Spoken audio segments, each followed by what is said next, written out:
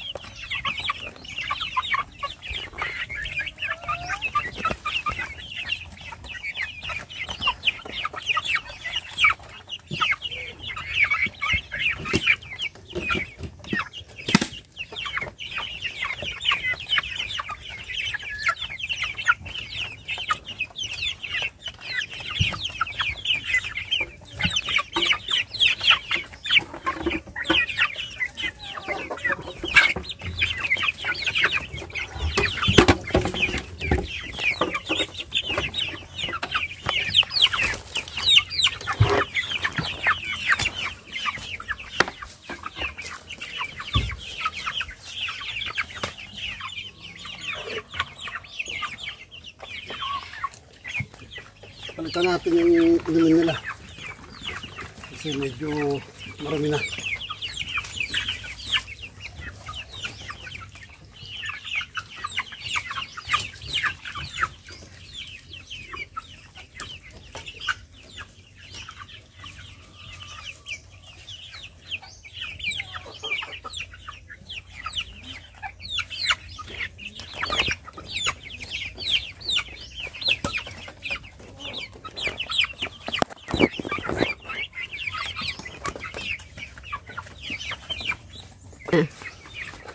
Linisan natin yung patubigan nila. Para bago tayo umuwi, matapos yung araw. At least overnight until tomorrow, fresh water yung kanilang iniinom.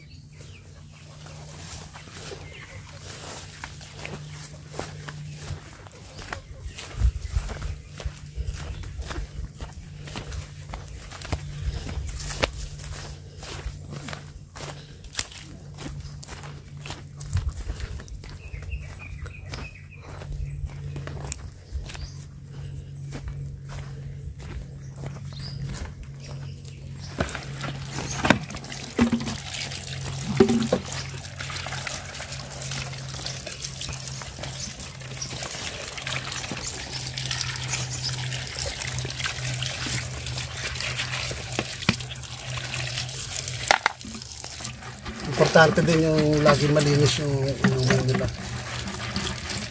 inumin nila para malayo natin sila sa sakit.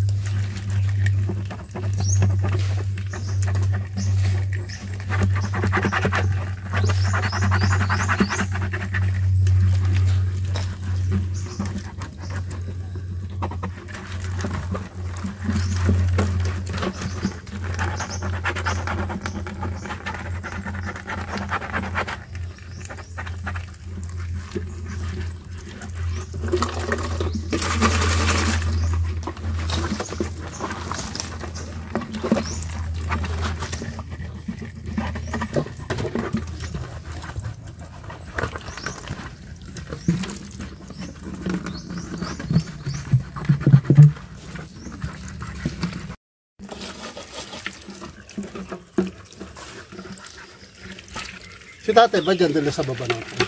Sa babaw po doon. Doon pa siya. Ito siya pupunta. May bahay na sa baba. Sa baba. Malapit sa inyo? Sa bayan.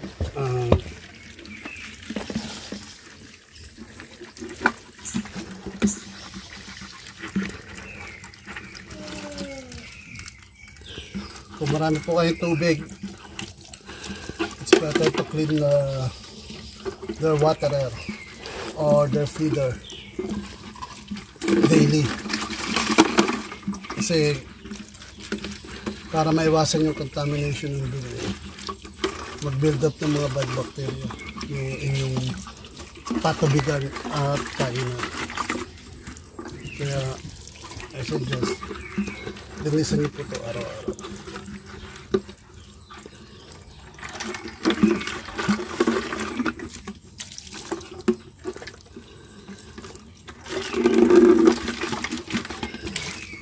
Kung marami naman kayong budget, hindi kayo ng marami. Tapos araw-araw palitan nito. O kaya, meron pang isa yung tinatawag nilang nipple drinker. Pwede rin po yun yung gamitin. Pero dapat lagi rin fresh water yung malinis na water yung ilalagay nyo.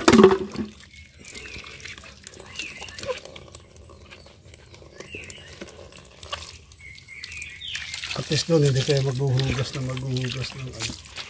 patubigan nila.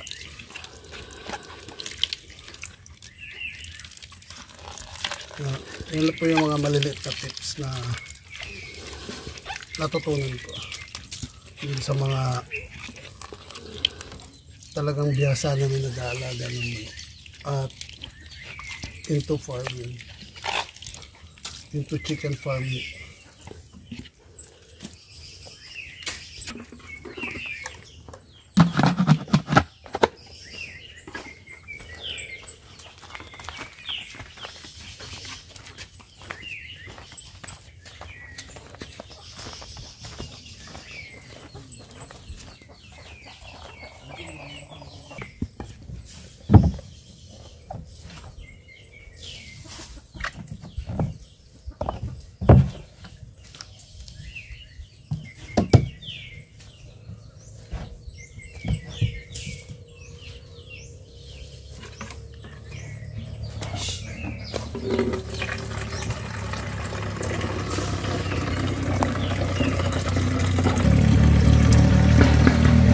Lagyan na po natin siya ng tubig.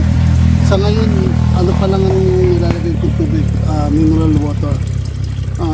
Tandaan po ninyo, huwag po kayong gagamit ng tubig na galing sa nawasa o kaya sa tap water. Kasi may chlorine po yun. As much as possible, use non-chlorinated water. Kasi pagka pinainom nyo yung chlorinated water, magkakasakit din po yung mga alaga ninyo. Kasi hindi siya substantial para sa painom ng manok. Pati po yung ulan na tubig na galing sa ulan, wag niyo pong papainumin yung manok niyo. Hindi, magkakasakit po yun. Mag-i-start na po yung chicken nyo na magkaroon ng halak o kaya sipon. Kasi hindi suitable yung tubig ulan para sa katawan ng mga alaga natin ngayon.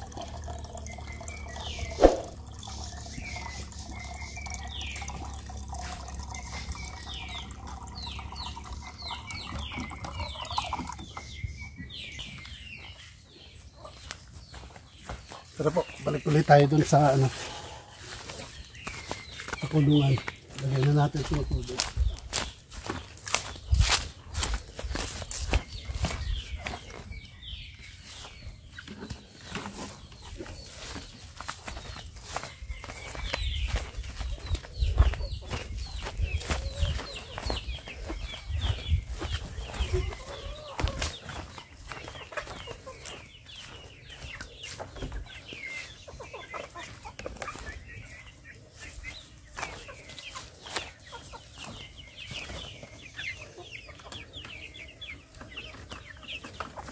Ba, naubos yun yung buko.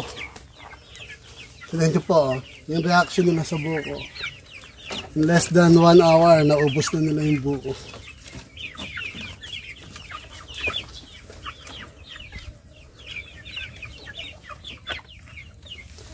It's a good sign po, at least makakasiguro tayo na kakain sila ng mga fruits. Dahil kahit pa paano, marami tayong fruits na pwede ibigay sa kanila. Kaya ng buko, sa kabuko, at sa kabuko. Kasi ngayon buko pa lang yung tanim natin eh. Pero susunod, magtatanim din tayo ng papaya. Meron pa rin pala kami saging. Pero I tried to feed them with saging. Ganun din yung first reaction nila. Wala rin silang pake. Pero susunod, pag may namunga, tanongin natin, subukan natin. Napakainin sila ng saging.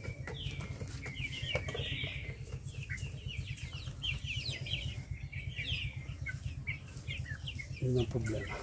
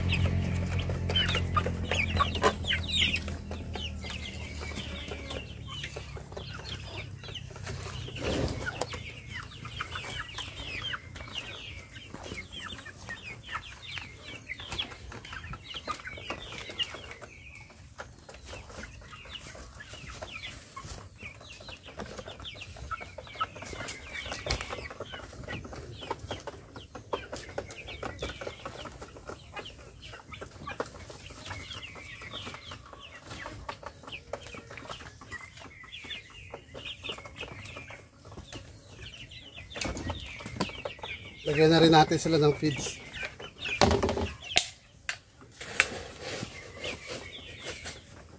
Kasi baka malate tayo ng uwi bukas. Ay, dating dito sa pan bukas.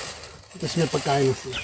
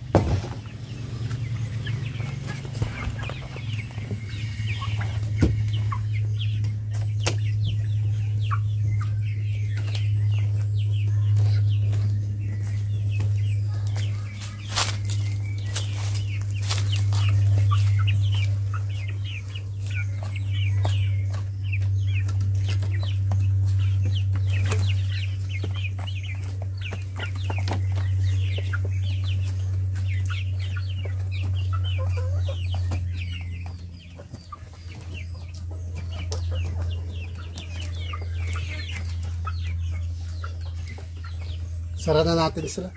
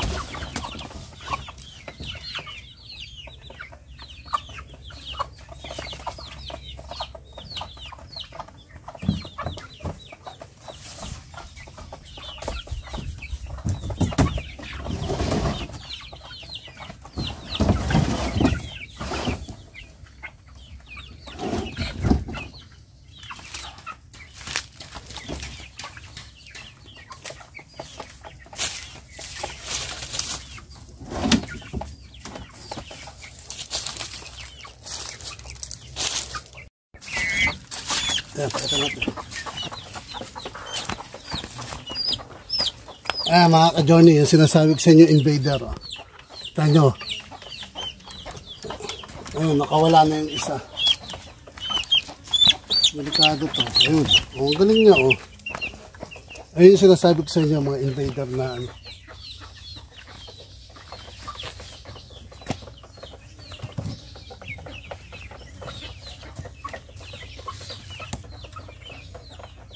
Pero paano natin gagawin ito?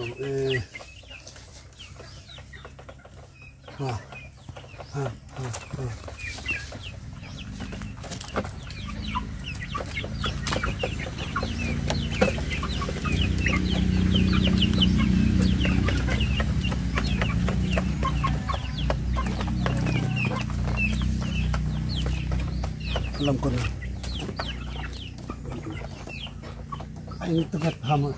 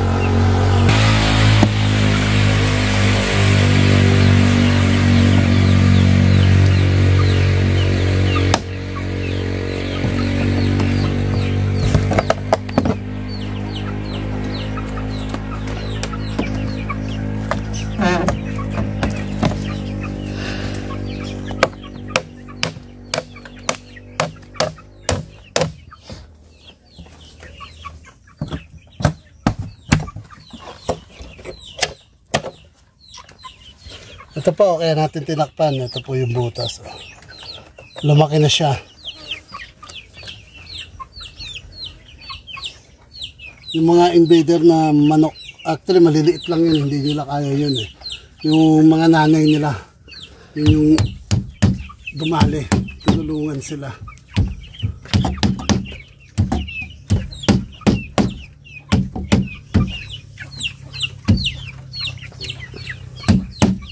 Kaya yan po yung nasabi ko sa inyo na hindi ko recommended ang ranging net para sa kanila, para sa mga alaga natin. Kasi anytime may mga invader na papasok.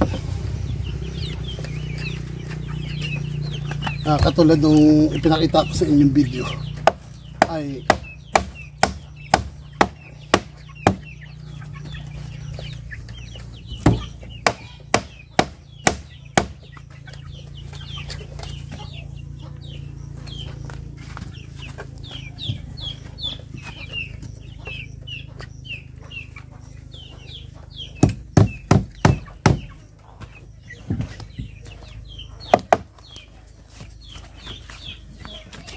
ko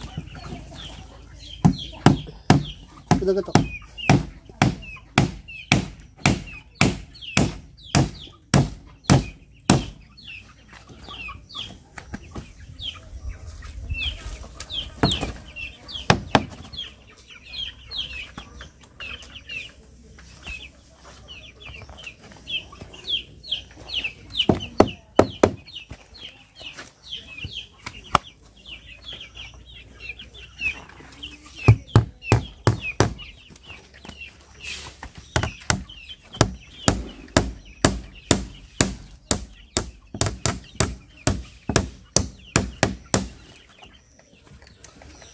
Yan, medyo sumikip na. Siguro hindi nakakapasok yan.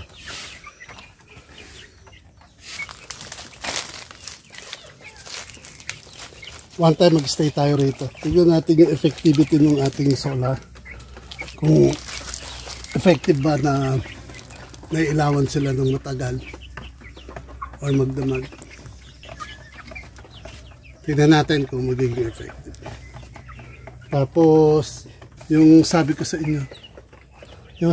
inyo na mag-aano tayo ng coco pit, gagawa tayo ng coco pit. Ituturo ko sa inyo paano yung DIY ng coco pit. Pakita ko pa sa inyo. Punta po tayo dun sa isang part ng farm.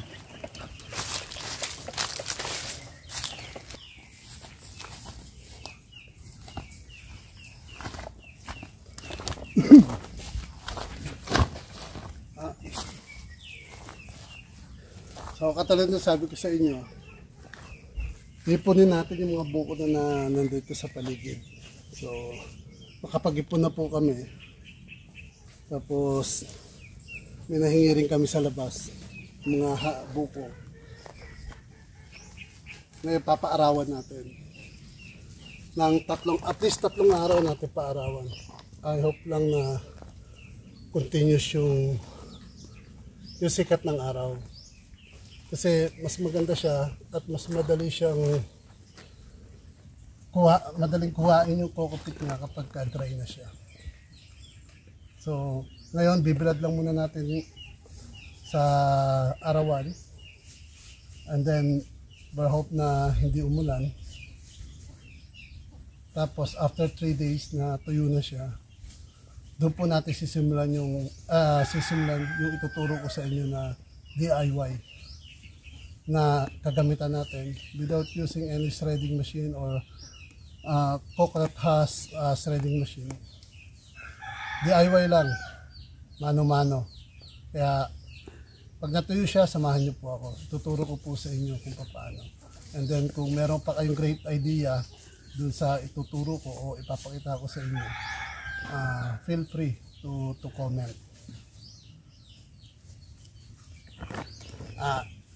Ilabas ko muna tong mga nasa sako.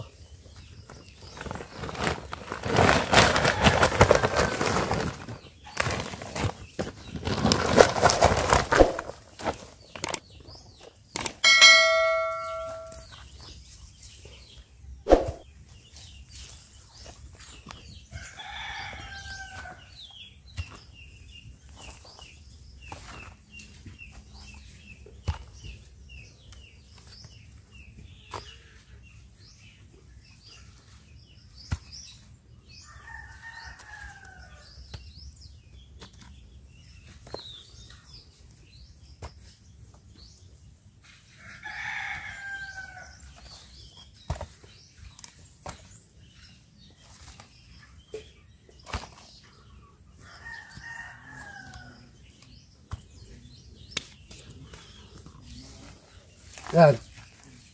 Nailawas na natin sa sako. Hintay lang tayo ng mga ilang araw para ma-dry siya. 3 days. Siguro po sabihin natin yun yung minimum. Ayoko sabihin maximum. Kasi may mga nagbabadyang ulan. Kaya hindi natin masasabi. Kaya yung 3 days is a minimum para i-dry yung ating coconut husk. Then pagka 3 days continuously yung araw, siguro matutuyo na siya.